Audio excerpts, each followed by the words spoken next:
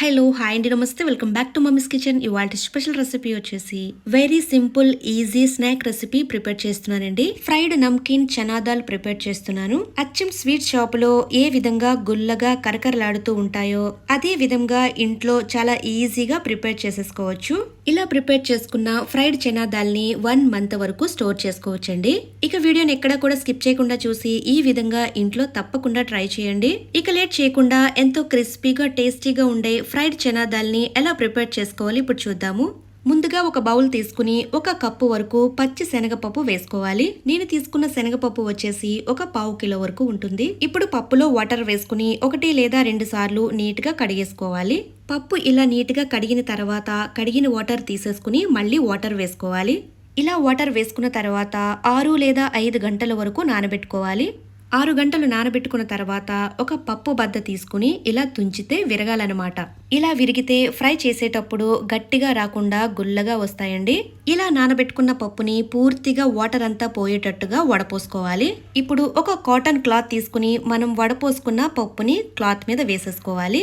ఈ పప్పుని ఎండలో ఆరబెట్టవలసిన అవసరం లేదండి, ఫ్యాన్ కింద ఆరబెడితే సరిపోతుంది. ఇలా పప్పు అంతా వేసుకున్న తర్వాత క్లాత్ తీసుకుని ఎక్స్ట్రా వాటర్ ఏమైనా ఉంటే తుడిచేసుకోవాలి, తొందరగా ఆరిపోతుందండి. ఇలా పప్పు క్లాత్ మీద వేసుకున్న తర్వాత 1 గంట సేపు ఆరబెట్టుకోవాలి. సరిగ్గా ఆరకుండా తడిగా ఉన్నప్పుడు ఫ్రై చేస్తే ఆయిల్ పీల్ చేసుకుంటాయండి, అలాగే క్రిస్పీగా రాకుండా మెత్తగా వచ్చేస్తాయి. 1 గంట ఆరబెట్టుకున్న తర్వాత వీటిని ఒక బౌల్లోకి తీసుకుని అస్సలు తడి లేకుండా ఇలా పూర్తిగా డ్రైగా ఉండేటట్టుగా చూసుకోవాలి.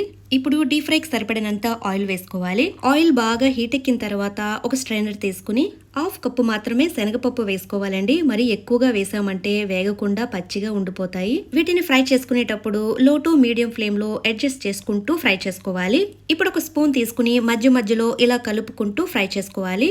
లైట్ గోల్డెన్ కలర్ వచ్చేంత వరకు చక్కగా ఫ్రై చేసుకోవాలి. గింజ పూర్తిగా వేగిందో లేదో ఒక గింజ తీసుకుని నోట్లో వేసుకుని చెక్ చేసుకోవాలి. చూసారు కదండి, ఇవి చక్కగా వేగిన తర్వాత బబుల్స్ అనేవి పూర్తిగా తగ్గిపోతాయి. ఇవి పూర్తిగా వేగిపోయినట్టేనండి. చూసారు కదా, ఇలా సౌండ్ అనేది ఇలా రావాలి. ఇలా మొత్తం ఫ్రై చేసుకున్నవన్నీ కూడా టిష్యూ పేపర్ వేసుకున్న బౌల్లో వేసుకోవాలి. ఇలా ఒక 2 మినిట్స్ వదిలేసిన తర్వాత చూసారు కదండి, ఆయిల్ ఏమీ పెద్దగా పీల్చుకోలేదు. ఇలా ఫ్రై చేసుకుని ఒక బౌల్లోకి తీసుకున్న తర్వాత ఇప్పుడు ఇందులో 1/2 టీ స్పూన్ వరకు చాట్ మసాలా వేసుకుందాము. టేస్ట్కి తగ్గట్టుగా ఒక 1/4 టీ స్పూన్ వరకు సాల్ట్ వేసుకోవాలి. నెక్స్ట్ వచ్చేసి 1/2 టీ స్పూన్ వరకు కారం వేసుకోవాలి. ఇవన్నీ చక్కగా కలిసేటట్టుగా ఇలా పైకి కిందకి కుదుపుతూ మిక్స్ చేసుకోవాలి.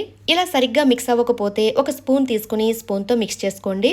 ఇలా ప్రిపేర్ చేసుకున్న తర్వాత వెంటనే డబ్బాలో వేసేయకుండా కొద్దిగా చల్లారిన తర్వాత వేసుకోండి. చాలా రోజుల వరకు నిలవ ఉంటాయి. పిల్లల దగ్గర నుంచి పెద్ద వాళ్ళ వరకు చాలా ఇష్టంగా తింటారండి. చూసారు కదండి, బయట స్వీట్ షాప్ లో గుల్లగా కరకరలాడుతూ ఉంటాయో అలాగే ఇంట్లో చక్కగా ప్రిపేర్ చేసుకున్నాము.